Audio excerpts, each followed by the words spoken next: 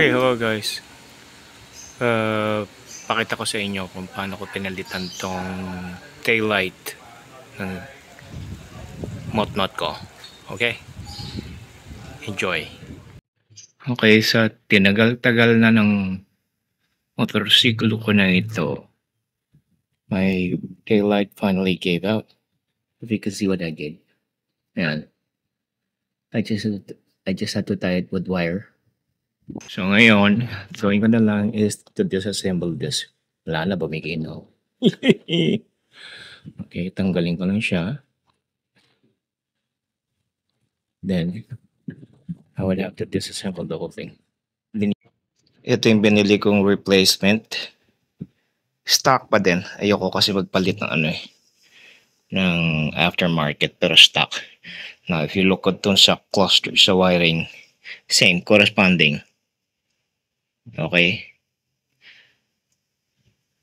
It's, kita nyo, yellow, black, tsaka purple.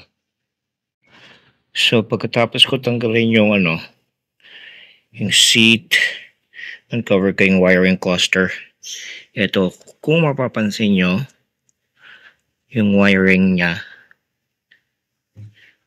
is color coded para wala na kayong testing. Purple, yellow, black. Tinatanggal ko na yung wiring. Just have to remember the arrangement. Medyo pahirapan. Okay. Actually, it's a dyan.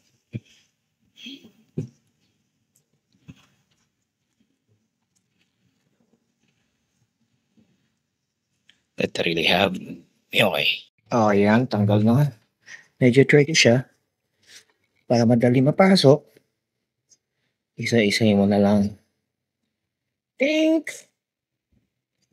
Tink! Okay. Pwede na. Ma-install na siya. Wiring na lang ang kulang. So,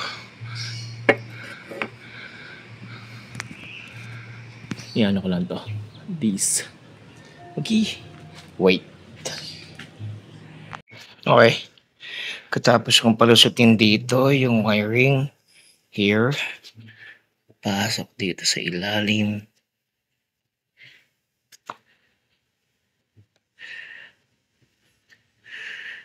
Medyo maano yung wiring niya eh.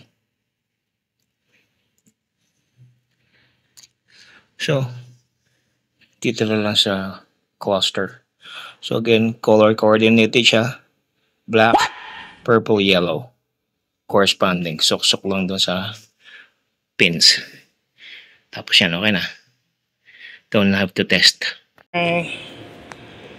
Out with the old. Nasira. Yan na, install na yung stock. Tatighten ko na lang yan.